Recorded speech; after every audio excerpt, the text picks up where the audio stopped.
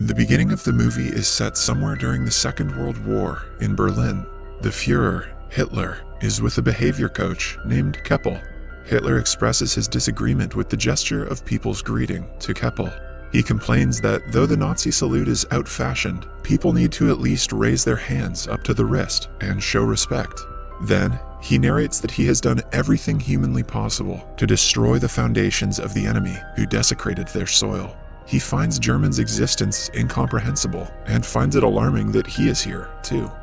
In the following scene, he wakes up on the ground, somewhere in a forest. Looking up to the sky, he sees that the enemy aircrafts are missing and guesses that they might have taken some rest. Suddenly, a ball comes bouncing towards him and stops just at his side. He raises himself and heads towards a building past the bush. He is then approached by 3 young kids who question him if he is okay. Hitler looks at them and thinks that they are the future of the nation. He then asks them the way to the street. In that instant, a reporter, Fabian Sawatzki, is filming the kids with his camera. Hitler is seen on the far side of the screen. He picks up his army cap and says to himself that he should go to the Führer bunker. Hitler gets to the street and is amazed by people riding mono-wheel bikes. He finds people capturing him on their cameras and expresses that though the rubble went, people have gone mad. Then, he feels a modern car by his hand and questions himself if he fell into a coma and missed the victory. He realizes that he is not aware of his situation entirely and alerts himself to collect more information. Then, he asks a man about the location of Chancellery, but the person instead asks him for a picture. He gets disturbed by the camera's flashes as people come near him and take photos in turns. Confused by the unusual events around him, he concludes that something went out of hand in this place.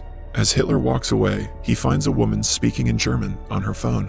He comes closer and asks her about the current date, but the woman is terrified and sprays his eyes. Hitler cries in pain as his eyes get reddish and his vision gets blurred. He stumbles and walks to a newspaper shop nearby. He gets shocked to see the date October 3rd, 2014 written on the paper and falls to the ground at once. Somewhere else, the boss of a TV station, Karner, praises Mr. Christoph Sensenbrink for his excellent job as the deputy's head. He proposes a higher solution, but instead announces another worker named Miss Katja Bellini as the managing director. Due to this, Christoph is shocked and dissatisfied. He comes to his office and vents his anger out at a struggling filmmaker named Fabian. Despite Fabian's best attempts to convince his boss, he gets fired and thrown out by the guards.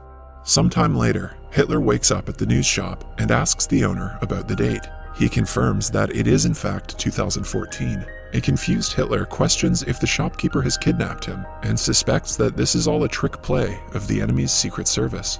He threatens to kill the shopkeeper if he is working for the enemy, but the shopkeeper gives him a bar of chocolate instead. Hitler opens it after quite a struggle and sniffs it. He declares it to be industrially pressed grain and questions the shopkeeper if there is still a shortage of bread. The shopkeeper asks Hitler if they are filming a documentary somewhere nearby, mistaking him for an actor. The shopkeeper then says that he looks exactly like the Führer, to which Hitler replies that he is the Führer. After that, Hitler sees the Turkish newspaper and asks if the shopkeeper has Stürmer or Panzerbar. The shopkeeper says that he has more Turkish customers. Hitler is astonished at the presence of Turkish people in Berlin. He then starts collecting information from the newspaper. While reading it, he assumes that he didn't win the war in the past, and Germany was given to the hands of clumsy women having the charisma of a wet noodle. He further laments the existence of Poland and concludes the war to be a total waste.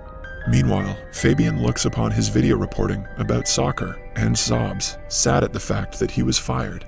Don't worry, Fabian, in a couple years you can get a job on YouTube.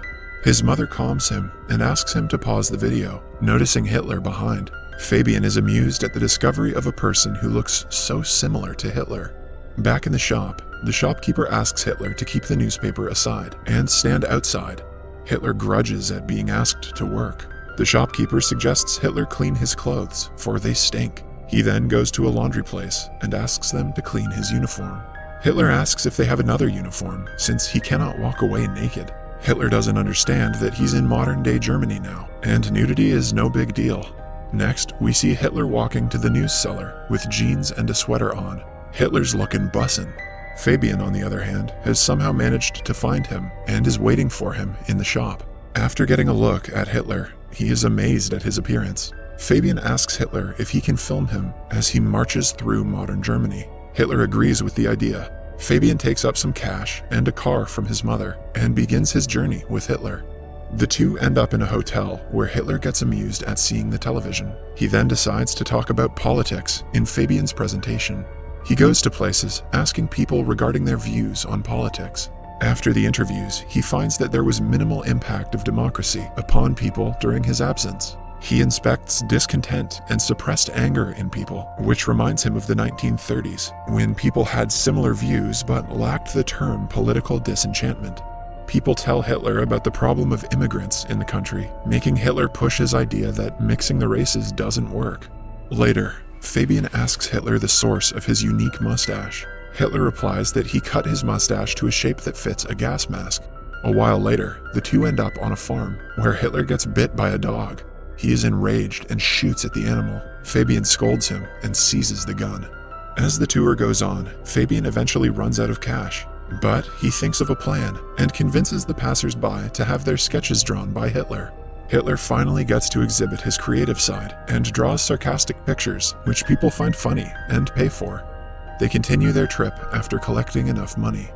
Back in town, Fabian shows a clip of Hitler to Christoph. The video has a lot of views, as Fabian has uploaded it to the internet.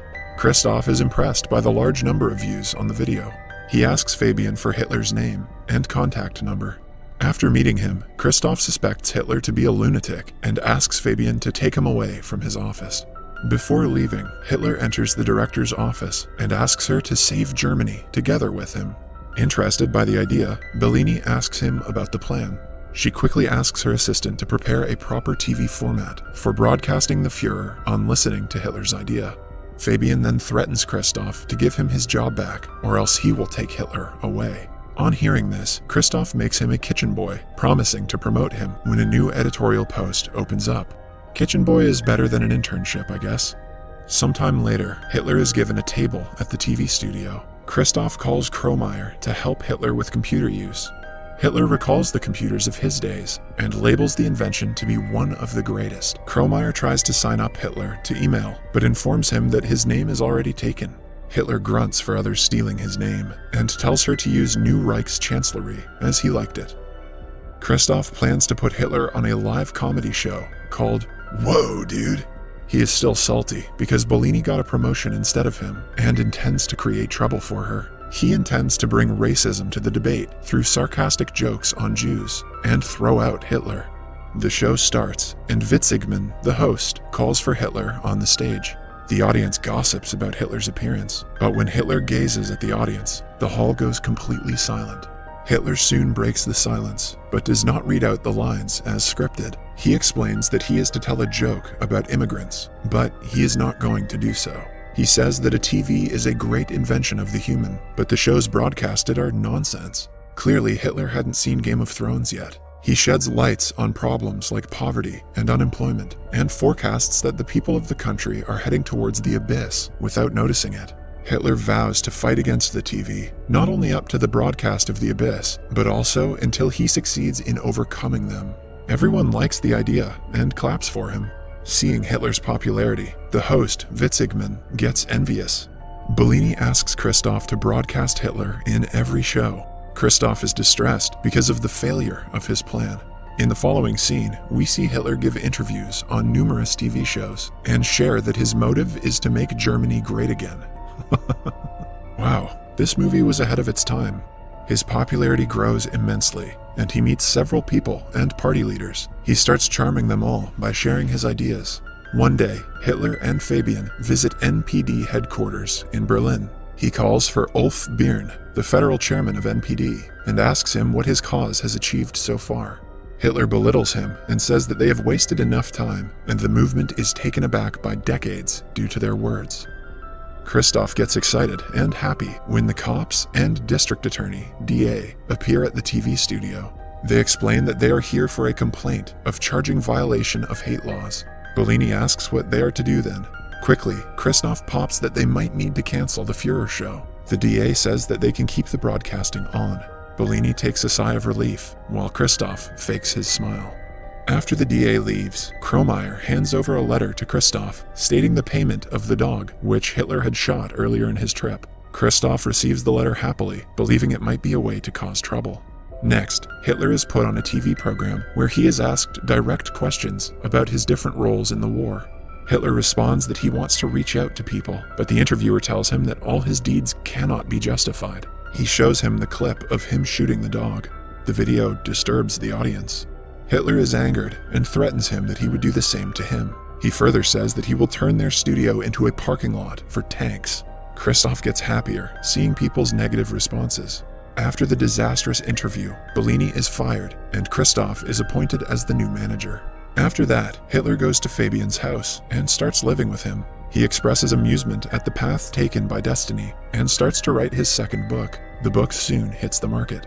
3 months later, at the TV studio, everyone sits in a meeting where the massive loss that the company has gone through is discussed.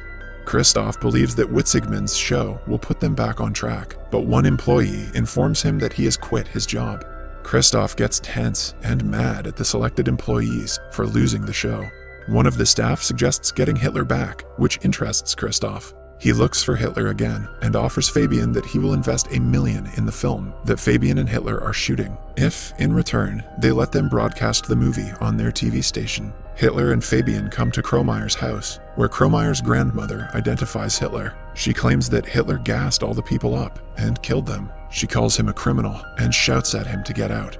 In the car, Hitler shares that he is surprised at Kromeyer being a Jew. He starts to belittle Jews, calling them less of humans. Fabian gets disappointed at Hitler's actions and his words. Back in the set, Fabian gets Hitler to replay how he got to the place. He asks Hitler what happened before the ball came rolling to him in the woods, but Hitler cannot remember it. Later at night, he walks off the set and is surrounded by some thugs. They call him the reason to take Germany back and give him a hard blow on his face. As Hitler opens his eyes, he finds himself in a hospital in front of Bellini. At the same time, Fabian looks over the footage of the video he captured about the boys and soccer. He watches it closely and finds Hitler rose from where he was lying. Fabian gets amazed at what happened before it. He quickly goes to the place and finds a board at the location, stating the historical location of Führer Bunker. Fabian rushes to the hospital, but does not find Hitler. Bellini says that he is headed to the shooting set. Fabian reveals that he is the real Adolf Hitler, but Bellini does not believe him. Fabian acts mad and tries to explain his theory hysterically. The guards try to catch him, but he flees. Fabian then reaches the set and aims a gun at Hitler. When asked about his identity, Hitler explains that he never claimed to be anyone else. Fabian says that Hitler is fooling people with his propaganda, to which Hitler replies that people elected a leader who shared his whole idea openly in 1933. Fabian takes Hitler to the top of a building with his gun. He corners Hitler and declares him to be a monster. Hitler in turn claps back, saying that ordinary people elected an extraordinary man and entrusted the fate of the country to him. He explains that people chose him because they bear the same values in their inner hearts. An enraged Fabian shoots Hitler, making him fall off the building onto the street. Soon, Fabian hears Hitler's voice, who says that no German can get rid of him. And Hitler, who is just thrown down, appears right behind it again. Just then, Bellini calls for a cut in the studio, and everyone cheers for the shoot. Turns out that it was just a film shoot, and a random actor was playing the role of Fabian. Hitler then asks everyone to remember the comrades who could not be with them. Somewhere else, Kromeyer is sobbing, seeing Fabian through a hole in the mental ward. Hitler and Bellini are busy giving autographs and interviews to people after the film booms. As they pass by a car, the people on the street seem fond of Hitler and greet him with respect. Subscribe for more videos like this, turn on notifications, and leave a like to help the channel out. Thank you for watching.